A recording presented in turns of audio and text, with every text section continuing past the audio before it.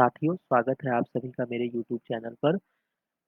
अभी तक आपने इस चैनल को सब्सक्राइब नहीं किया है, तो इस चैनल को सब्सक्राइब करिए इस बेल आइकन के साथ और आशा है कि अभी तक आपको सारे वीडियोज़ अच्छे लगे होंगे। इसी आशा के साथ हम आज के वीडियो की शुरुआत करते हैं। बेसिकली मैंने आपको सेल सिग्नलिंग में आपको 2 पार्ट्स में मैंने बेसिक इंट्रोडक्शन कवर कर दिया है। अब हम थोड़े ब्रॉड लेवल पे चलते हैं और बेसिकली यहाँ पे ये समझाने की कोशिश है कि each cell is programmed to respond to specific combination of extracellular signal. Basically हम इस बात को ऐसे समझ सकते हैं कि आपकी जो सेल्स होती हैं, वो सेल्स एक ही है बट जैसा जैसा मॉलिक्यूल उसके पास आता है, वो वैसा ही रिस्पॉन्स करता है। इट मीन्स कि अगर सेल को ये सिग्नल मिला कि आपको सर्वाइव करना है तो वो सेल सर्वाइव करती है, डिवाइड करने का सिग्नल मिलता है तो डिवाइड करती है, डिफरेंशिएट करने का सिग्नल मिलता है तो डिफरेंशिएट करती है। अब वो मॉलिक्यूल एक ही हो सकता है, अलग भी हो सकता है। तो बेसिकली यहाँ पर अगर हम एक एग्जांपल लें, जैसे कि यहाँ पर एसिटिल कोलिन का एक एग्जांपल देकर यहाँ पर समझाया गया है कि उस एसिटिल कोलिन मॉलिक्यूल का डिफरेंट ऑर्गन पे क्या-क्या रोल है। तो बेसिकली हार्ट की सेल्स पर, सलाइवरी ग्लैंड की सेल्स पर और स्केलेटल मसल्स पर। अब हम बेसिकली फर्स्ट ऑफ ऑल तो अगर एसिटिल कोलिन की बात आ रही है, तो हम पुरानी चीज़ों को भी रिकॉल कर लेना चाहिए कि एसिटिल कोलिन क्यों इतना इम्पोर्टेंट है। बिकॉज़ ये एक तरह का न्यूरोट्रांसमीटर है। न्यूरोट्रांसमीटर में भी अगर आपको एक चार्ट हमेशा याद रखना पड़ेगा, जहाँ पे आपको ये पता रहना चाहिए कि कौन से एक्साइटेटरी होते हैं और कौन से इन्हिबिटरी होते हैं। तो बेसिकली आपके ये 4 मॉलिक्यूल्स जो होते हैं एक्साइटेटरी के अंदर आते हैं, जैसे acetylcholine, adrenaline, noradrenaline and glutamic acid. इसके अलावा इन्हिबिटरी में आप ये 2 नाम बहुत अच्छे से याद रखेंगे, गाबा और डोपामाइन। इसके अलावा ग्लाइसिन भी आपका इन्हिबिटरी में आता है और सेरोटोनिन। हालाँकि मैं यहाँ पे एक चीज़ आपको हाइलाइट करता हुआ चल रहा हूँ कि जो आपका यहाँ पर सेरोटोनिन होता है, सेरोटोनिन जो है, ये काफ़ी एक्सेप्शनल केस है। कहीं-कहीं पर किसी-किसी बुक्स में इसको एक्साइटेटरी भी कंसीडर किया जाता है, बट मुझे मिला है बुक्स में, वो इन्हिबिटरी है। तो ये थोड़ा-सा ये कंट्रोवर्शियल है, बट फिर भी ये एक इन्हिबिटरी आपका मॉलिक्यूल होता है। इसके अलावा यहाँ पे जब ऐसी बातें हैं, तो 1-2 बातें और भी हम रिकॉल कर लेते हैं। एसिटिलकोलिन जो कि आपका अल्ज़ाइमर डिज़ीज़ में एसिटिलकोलिन का जो लेवल होता है, वो क्या होता है, वो आपका लेवल एसिटिलकोलिन का जो लेवल होता है, वो डाउन हो जाता है। इसके अलावा पार्किंसन डिज़ीज़ में क्या होता है, डोपामाइन का लेवल जो होता है, वो डाउन हो जाता है। तो इस बातों को आप याद रखेंगे, जो कि आपके लिए मोस्ट मोस्ट इम्पोर्टेंट है। इसके अलावा जैसे कि अभी पिछले फिगर में सलाइवा का ज़िक्र था, तो एक पार्ट और होता है जहाँ पे बहुत सारी चीज़ों का पीएच से रिलेटेड क्वेश्चन पूछा जाता है, जहाँ पे ब्लड का पीएच जो कि वेल नोन है कि 7.4 होता है। इसके अलावा सलाइवा का पीएच भी आपसे पूछा जा सकता है, तो आप इस चीज़ को याद रखेंगे। सलाइवा का पीएच 6.8 होता है, यूरिन का पीएच 6 होता है। इसके अलावा 2 ऑर्गन का भी पीएच आपको याद रखना होगा, साइटोसोल 7.2 और लाइसोसोम जो कि एसिडिक पीएच पे काम करता है, तो उसका जो एक्टिव पीएच है वो 5 है। तो इन्हीं बातों के साथ अब हम वापस से अपने लेक्चर पे वापस आते हैं। तो बेसिकली जैसा कि आप यहाँ पे देख सकते हैं कि एसिटिलकोलिन मॉलिक्यूल यहाँ पे बाइंड कर रहा है, चूँकि यहाँ पे एसिटिलकोलिन जो है जब बाइंड करता है, तो ये जो होते हैं ये आपको 7 टाइम्स मॉलिक्यूल रिपीट हो रहे हैं। तो ये क्या होता है, ये आपका 7 टाइम्स मेम्ब्रेन को क्रॉस कर रहा है, जो कि आपका जी प्रोटीन कपल्ड रिसेप्टर इस फैमिली में आते हैं। तो जी protein coupled receptor 7 times membrane को जो होते हैं वो पास करते हैं। और अगर आप हाइड्रोपैथी प्लॉट्स में देखते हैं, जब ये आप और डिटेल में पढ़ाई करते हैं जहाँ पे बायोमेम्ब्रेन ट्रांसपोर्ट होता है, तो वहाँ पे आपको 7 पीक्स देखने को मिलती है। ये आने वाले लेक्चर में मैं हाइड्रोपैथी प्लॉट्स को कवर करूँगा। तो यहाँ पे आपको ये ध्यान रखना है कि 7 टाइम्स मेम्ब्रेन को क्रॉस करता है।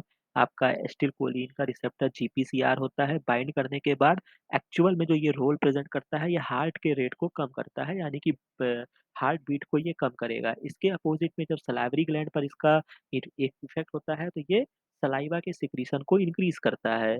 तो मॉलिक्यूल वही है बट फंक्शन उसके डिफरेंट है। इसके अलावा स्केलेटल मसल्स में जब इसका रोल होता है, तो वो मसल कॉन्ट्रैक्शन करता है।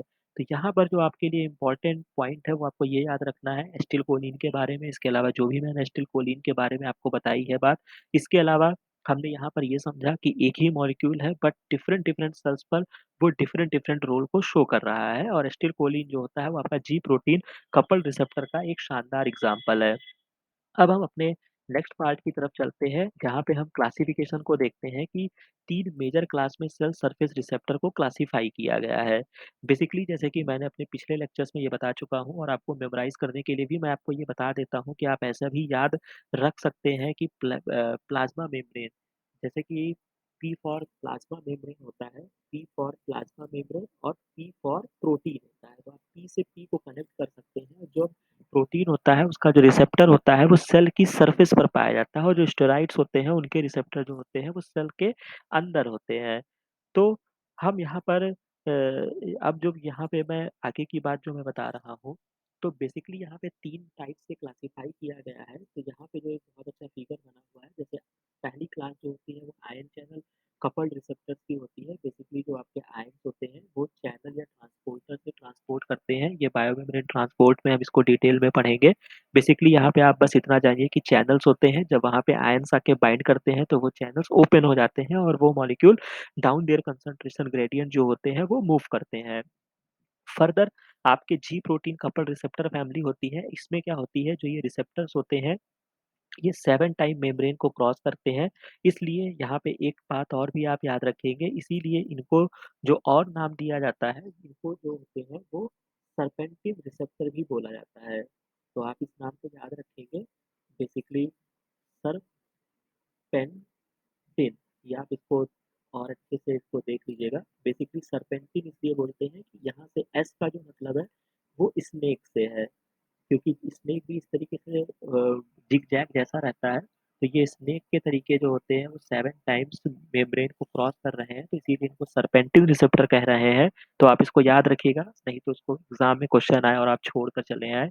तो सर्पेंटिव रिसेप्टर्स होता है, यहाँ पे जी प्रोटीन जो होती है वो इनएक्टिव फॉर्म में होती है। यहाँ पे 3 स्ट्रक्चर आपको दिखाए गए, क्योंकि ये ट्राइमेरिक जी प्रोटीन्स होती हैं, अल्फा, बीटा, गामा, इसकी 3 यूनिट होती है। बाकी हम इसको आगे वाले चेक लेक्चर में डिटेल में कवर करेंगे कि जब ये एक्टिव होता है तो ये एक-दूसरे से डिसोशिएट हो जाते हैं और कैसे अपना वर्क करते हैं, ये हम आपको आने वाले वीडियोज़ में एक्सप्लेन करेंगे। तो यहाँ पर जब ये प्रोटीन बाइंड करेगा, जी प्रोटीन एक्टिव हो जाते हैं। एक्टिव होने आने के बाद ये अपना रिस्पॉन्स देते हैं। अब यहाँ पर जो नेक्स्ट पार्ट है वो क्या है, एंजाइम कपल्ड रिसेप्टर। यहाँ पर क्या होता है कि ये जो रिसेप्टर्स होते हैं वो मोनोमर्स के फॉर्म में होते हैं। जैसे ही यहाँ पे सिग्नलिंग मॉलिक्यूल बाइंड करता है, ये क्या बना लेते हैं, डाइमर का फॉर्मेशन करते हैं। और क्या होता है कि अगर ये जो आपका रिसेप्टर है, अगर इसी में कैटालिटिक एक्टिविटी होती है, ये बहुत ही इंपॉर्टेंट पॉइंट है, यहाँ पे बहुत कन्फ्यूज़न होती है स्टूडेंट्स को। तो आप यहाँ पे इसको ध्यान रखेंगे कि जैसे अगर इस रिसेप्टर के मॉलिक्यूल में कैटालिटिक एक्टिविटी होती है, बेसिकली मोस्टली जो होती है वो टायरोसिन काइनेज एक्टिविटी होती है। अगर सेल्फ इसके पास एक्टिविटी है तब हम इसको रिसेप्टर टायरोसिन काइनेज बोलते हैं। और अगर इसके पास नहीं होती है, मतलब जैसे कि नेक्स्ट फिगर में दिखाया गया है, जो कि ये और करके लिखा हुआ है। यहाँ पर सिग्नल मॉलिक्यूल ने बाइंड किया और बाइंड करने के बाद जब ये एक्टिव हो रहा है, तो ये खुद के पास काइनेज एक्टिविटी नहीं है। इसको किसी एक एसोसिएटेड एंजाइम की आवश्यकता है, जो इसको एक्टिवेट करेगा। तो अगर हम इसके एग्ज़ाम्पल की बात करें, तो आपके एंजाइम कपल्ड रिसेप्टर्स में आपका जो एग्ज़ाम्पल आता है, वो आपका इंसुलिन मॉलिक्यूल जो होता है, वो आपका एंजाइम कपल्ड रिसेप्टर में रिसेप्टर टायरोसिन काइनेज का एग्ज़ाम्पल है, जिसको हम आरटीके भी बोलते हैं। इसके अलावा नॉन रिसेप्टर टायरोसिन का जो एग्ज़ाम्पल होता है, वो आपके जैसे कि साइटोकाइन्स होते हैं, जो कि जैक स्टैट पाथवे बेसिकली वो फ़ॉलो करते हैं। तो आने वाले अपकमिंग वीडियो में मैं इन सारी बातों को क्लियर करेंगे। बट हम यहाँ पे केवल हम इतनी बातें याद रखेंगे कि हमने यहाँ पे एसिटिलकोलिन को देखा, एक सेल्स पर एक ही मॉलिक्यूल डिफरेंट डिफरेंट तरह का रोल कर सकता है। हार्ट रेट को एसिटिलकोलिन कम करेगा। एसिटिलकोलिन से रिलेटेड मैंने सारी बातें बताई, इसका लिंक अल्जाइमर से है। इसके अलावा ये एक्साइटेटरी न्यूरोट्रांसमीटर है, इन्हिबिटरी वाले चार्ट को भी हम याद रखेंगे, ब्लड के पीएच को हम याद रखेंगे, इस सारी इन्फॉर्मेशन को हम याद रखेंगे, छोटी-छोटी इन्फॉर्मेशन जो यहाँ पे हमको मिली है। उसके अलावा एसिटिलकोलिन जो है वो हमारा जीपीसीआर का एग्ज़ाम्पल है। इसके अलावा 3 मेजर क्लासेस होती हैं सेल सरफेस रिसेप्टर प्रोटीन्स की। बेसिकली जो यहाँ पे आपके 3 रिसेप्टर प्रोटीन है वो आयन चैनल कपल्ड रिसेप्टर्स हैं, जो कि चैनल आयन्स बाइंड करते हैं, चैनल्स ओपन हो जाते हैं। इसके अलावा जी प्रोटीन फैमिली मेंबर है, जो कि 7 टाइम्स उसको मेम्ब्रेन को पास करती है, ये बात आप याद रखेंगे। और जी प्रोटीन जो होती है वो ट्राइमेरिक जी प्रोटीन्स होती हैं, 3 यूनिट होती है। इसके अलावा एंजाइम कपल्ड में आपका आरटीके होता है और एक आपका नॉन रिसेप्टर टायरोसिन काइनेज होती है। तो यहाँ पर इस वीडियो को हम समाप्त करते हैं। उम्मीद है कि ये वीडियो आपको अच्छा लगा होगा, आपके बहुत सारे डाउट्स को क्लियर किया होगा। और बाकी अगर आपको इसके अलावा भी कोई डाउट्स है, कुछ और बातें हैं, तो कमेंट सेक्शन में लिखकर इसको ज़रूर बताएँ और बाकी लाइक, शेयर और सब्सक्राइब ज़रूर करें। मिलते हैं फिर नए वीडियो के साथ।